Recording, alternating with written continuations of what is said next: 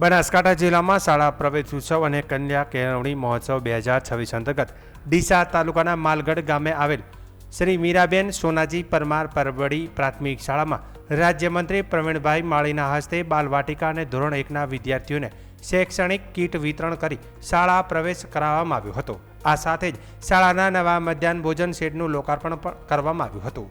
મંત્રીએ શિક્ષણને સમાજ અને રાષ્ટ્રના વિકાસનું શક્તિશાળી સાધન ગણાવી દરેક બાળક સુધી શિક્ષણ પહોંચે તે માટે જનભાગીદારીનું મહત્વ સમજાવ્યું હતું। તેમણે વિદ્યાર્થીઓને પુસ્તકી જ્ઞાન સાથે વ્યવહારિક જ્ઞાન મેળવવા, પર્યાવરણ સંરક્ષણ માટે વૃક્ષારોપણ કરવા અને જીવનમાં ઉચ્ચ લક્ષ્યાંકો હાંસલ કરવા પ્રેરણા આપી હતી। કાર્યક્રમ દરમિયાન બાલવાટિકા અને ધોરણ 1માં કુલ 42 બાળકોને શાળામાં પ્રવેશ અપાયો હતો તેમજ તેજસ્વી વિદ્યાર્થીઓનું સન્માન પણ કરવામાં આવ્યું હતું। ઉપસ્થિત મહાનુભાવોએ વૃક્ષારોપણ કરી શાળા પરિસરની મુલાકાત પણ લીધી હતી। કાર્યક્રમમાં જિલ્લા શિક્ષણ અધિકારી ડોક્ટર હિતેશ પટેલ, નાયબ જિલ્લા શિક્ષણ અધિકારી SD જોશી, જિલ્લા તાલુકા પંચાયતના સભ્યો, સરપંચ, શિક્ષકગણ અને વિદ્યાર્થીઓ મોટી સંખ્યામાં ગ્રામજનો હાજર રહ્યા હતા। હવે પછી કંઈ તમારે શાળામાં બનાવવું હોય તો એમાં જન ભાગીદારીથી કોઈ તૈયાર થતું હોય તો 100 રૂપિયાની વસ્તુ બનતી હોય તો તમારે ખાલી 20 રૂપિયા આવવાના, 80 રૂપિયા રાજ્ય સરકાર આપશે।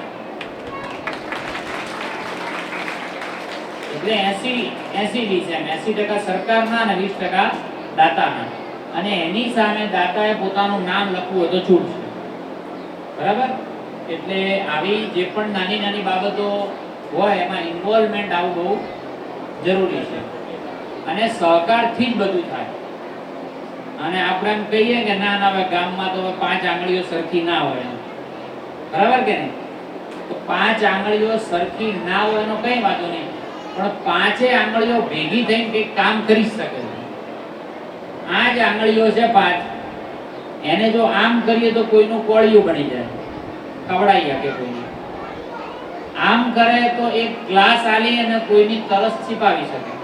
આ જ 5 આંગળીઓ, આ જ 5 આંગળીઓ કોઈના ખભે હાથ મૂકી દઈએ ને તો હારેલો થાકેલો માણસ પણ બેઠો થઈ જાય, અને આ જ 5 આંગળીઓ કોઈના માથે હાથ મૂકી દઈએ તો આશીર્વાદ રૂપે એનું કામ થઈ જાય। તો એમ આપણું કામ છે કે જન ભાગીદારીથી જે થતું હોય આપણાથી એ આ હાથના માધ્યમ દ્વારા આપણે કરી લેવું। આ બરાબર છે? આ બરાબર છે?